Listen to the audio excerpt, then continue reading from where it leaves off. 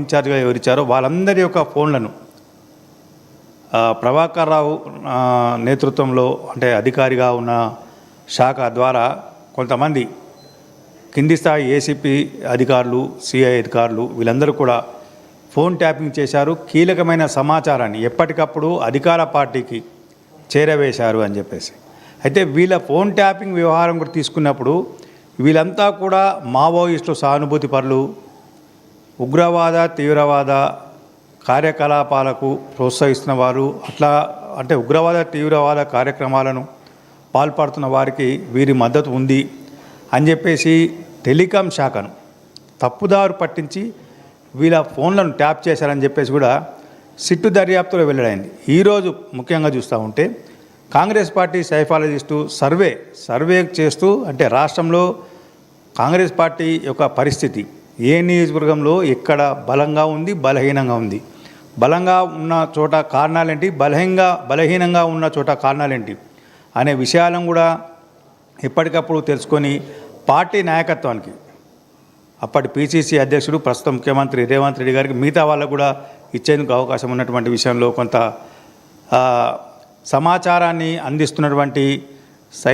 సైదులు గారితో సైదులు అనే సైఫాలజిస్టు యొక్క స్టేట్మెంట్ తీసుకుని ఈ స్టేట్మెంట్లో ముఖ్యంగా ప్రధానంగా చూస్తూ ఉంటే ఈ స్టేట్మెంట్లో అంటే సైదుల యొక్క ఫోన్ చేయడం ద్వారా కాంగ్రెస్ పార్టీని పూర్తి స్థాయిలో దెబ్బతీయవచ్చు, బలంగా ఉన్న చోట ఏ విధంగా బలహీనపరచాలి, బలహీనంగా ఉన్న చోట మరింత బలహీనంగా ఏ రకంగా చేయాలి అనే స్ట్రాటజీని ఉపయోగించాలని చెప్పేసి అప్పటి అధికార పార్టీ బీఆర్ఎస్ నేతలు కొంతమంది పోలీసు శాఖను దుర్వినియోగం చేశారని చెప్పేసి ఇప్పుడు స్పష్టంగా తెలుతా ఉన్నది. అంటే మొత్తంగా ఎన్నికల్లో విజయమే పరమావధి.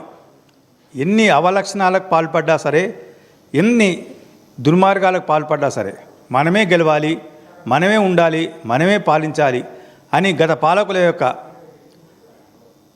కుత్సిత బుద్ధి ఏంటి అనేది ఇప్పుడు బయటపడతాం. ఫోన్ ట్యాపింగ్ విషయంలో ఈ వ్యవహారం మరింత కొంత వెలుక్కు రావడం చూస్తూ ఉంటే రాబోయే కాలంలో మరిన్ని సంచలనాలు కూడా బయటకు వచ్చే అవకాశం ఉంది. ఈరోజు విచారణలో తిరుపతన్నను ఇప్పుడు సైదులు వాంగ్మూలాన్ని రికార్డ్ చేసిన తిరుపతన్నను రైట్. అయితే మహేష్ కుమార్ గౌడ్ వెళ్ళి నిన్న వాగ్మూలం ఇచ్చారు, తన సాక్షిగా నిలిచారు. ఇంకా కీలకమైన నేతలు ఏమన్నా వెళ్ళే అవకాశం ఏమైనా కనిపిస్తూ ఉందా?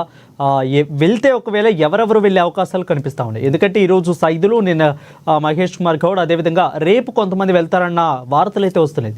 దీంట్లో అసలు ఎంతవరకు నిజం ఉంది? అంటే ఒక కాంగ్రెస్ పార్టీ నాయకులనే కాదు, సిట్టు వాంగ్మూలాలను తీసుకునేందుకు ఇటు బీజేపీ ఎంపీలను, మిగతా పార్టీ అప్పుడు ఉన్నటువంటి అంటే అప్పట్లో బీఎస్పీ నాయకుడిగా ఉన్నటువంటి ఆర్ఎస్ ప్రవీణ్ కుమార్, అంటే ఇట్లాంటి వాళ్ళని కూడా కొంత సిట్ అధికారులు వాంగ్మూలం ఇచ్చేందుకు రమ్మని చెప్పారు. వాళ్ళు కూడా వాళ్ళకు ఇచ్చినటువంటి టైం స్లాట్, వాళ్ళకు ఏ టైంకి రమ్మన్నారు, ఎప్పుడు రమ్మన్నారు, ఎవరి ముందు హాజరుకమ్మన్నారు అనే విషయాలను వాళ్ళని బట్టి వీళ్ళని బట్టి వాళ్ళ టైం స్లాట్లను బట్టి వాళ్ళు వెళ్ళేందుకు అవకాశం ఉన్నాయి. మొత్తంగా చూస్తూ ఉంటే ఖచ్చితంగా ప్రభాకర్ రావు తన అధికారాన్ని పూర్తి స్థాయిలో దుర్వినియోగం చేశారు. అయితే ప్రభాకర్ రావు ఇచ్చినటువంటి విచారణ ఏంటంటే గత పాలకులు చెప్తే నేను చేశాను అని. ఒక సీనియర్ ఐపీఎస్ అధికారిగా ఉన్నటువంటి ఒక వ్యక్తి అంటే పాలకులు, రాజకీయ నాయకుల చెప్పు చేతుల్లో పనిచేయడం అనేది ఇది చరిత్రలో చాలా అరుదుగా కనబడుతుంది. అంటే భవిష్యత్తు దృష్టిలో పెట్టుకుని ఐపీఎస్లు వాళ్ళు సుదీర్ఘకాలం దాదాపు 33 సంవత్సరాల పాటు వాళ్ళు విధులు నిర్వహించాల్సి ఉంటుంది. పాలకులు వస్తూ ఉంటారు, పోతూ ఉంటారు, కానీ అధికారులు మాత్రం శాశ్వతంగా ఉంటారు. రైట్, ఈ విషయాన్ని మర్చిపోయి రైట్ కృష్ణ. అయితే గత ఆ ఎన్నికలకి 6 నెలల ముందు నుంచి యొక్క ఫోన్ ట్యాపింగ్ చేసినట్లు సైదులు అయితే వాగ్మూలం ఇచ్చారు. బట్ ఇంకా చాలామంది అధికారులు వచ్చే అవకాశాలు కనిపిస్తుంది. అంటే కేవలం కాంగ్రెస్ నేతలే టార్గెట్గా ఈ యొక్క ఫోన్ ట్యాపింగ్ జరిగింది అనుకోవచ్చు, సెకండరీ బీజేపీ. బట్ ఫస్ట్ కేవలం కాంగ్రెస్ నేతలే టార్గెట్గా ఈ యొక్క ఫోన్ ట్యాపింగ్ చేశారనుకోవచ్చు. అంటే బీఆర్ఎస్ బలహీన పడింది, బీఆర్ఎస్ను ప్రజలు తిరస్కరించే పరిస్థితిలో ఉన్నారు. బీఆర్ఎస్ పాలన పట్ల రాష్ట్ర ప్రజలు విసిగిపోయి ఉన్నారు. ప్రత్యామ్నాయ పార్టీ కోసం ప్రజలు ఎదురు చూస్తూ ఉన్నారు అనుకున్న సమయంలో కాంగ్రెస్ పార్టీ వాళ్లకు ఒక చుక్కానిలా కనబడింది. కాబట్టి అంటే బీఆర్ఎస్ను ఓడించేందుకు ఎవరు? కాంగ్రెస్ పార్టీ. కాబట్టి కాంగ్రెస్ పార్టీ టార్గెట్గా, అంటే ప్రధాన టార్గెట్గా కాంగ్రెస్ పార్టీ ప్రధాన టార్గెట్గా గత ప్రభుత్వం, గతంలో ఉన్నటువంటి బీఆర్ఎస్ ప్రభుత్వము ఈ ఫోన్ ట్యాపింగ్ వ్యవహారాన్ని చేసిందని చెప్పొచ్చు. కాబట్టి కాంగ్రెస్ పార్టీ నిన్న టీపీసీసీ అధ్యక్షుడు మహేష్ కుమార్ కూడా చెప్పారు, మా ఫోన్లను చాలా వరకు ట్యాప్ చేశారు, మా యొక్క ప్రైవేటు ఫోన్లు కూడా మా ట్యాప్ చేశారు, ఇది చాలా దుర్మార్గము, చట్ట వ్యతిరేకం అనేది. అంటే ఇది ట్యాప్ చేసే విషయంలో కూడా టెలికాం పర్మిషన్ తీసుకున్నారా అంటే ఏమని తీసుకున్నారు? కాంగ్రెస్ నాయకులు వాళ్ళు చేస్తామని తీసుకోలేదు, మావోయిస్టు సానుభూతి పరులు అని తీసుకున్నారు. ఇది మరి అంటే ప్రజాస్వామ్యంలో ఏ పనులు చేయకూడదు, ఏ రకంగా వ్యవహరించకూడదు దానికి ఖచ్చితంగా అపోజిట్లో గత పాలకులు వెళ్ళారు, పోలీసులు వెళ్ళారు. పాలకులు వెళ్ళారు అంటే పాలకులు ఏమంటారు? మేము వెళ్ళలేదు, అధికారులు చేశారేమని. అధికారులను విచారిస్తే, గతంలో పనిచేసిన అధికారులను విచారిస్తే ఏమంటున్నారు? పాలకులు చెప్తేనే చేశాము, మాకు సంబంధం లేదు ఈ విషయాలన్నీ, గత పాలకుల కనుసన్నలో మేము పనిచేశాం కాబట్టి కొంత చేశామని చెప్పేసి వాళ్ళు ఒప్పుకున్నారు, వాంగ్మూలం కూడా ఇచ్చారు. కోర్టులో కూడా ఆ వాంగ్మూలాన్ని వాళ్ళు మేజిస్ట్రేట్లను కూడా ఇచ్చారు.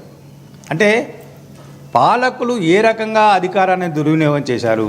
రైట్ కృష్ణమూర్తి, అయితే మీరు అన్నట్లు ప్రణీత్ రావు, ప్రభాకర్ రావుని ప్రస్తుతానికైతే విచారిస్తున్నారు, వాళ్ళైతే ప్రశ్నిస్తున్నారు. బట్ ఇప్పుడు వచ్చేసరికి వాగ్మూలాలు, సాక్ష్యాలని రికార్డ్ చేస్తున్నారు.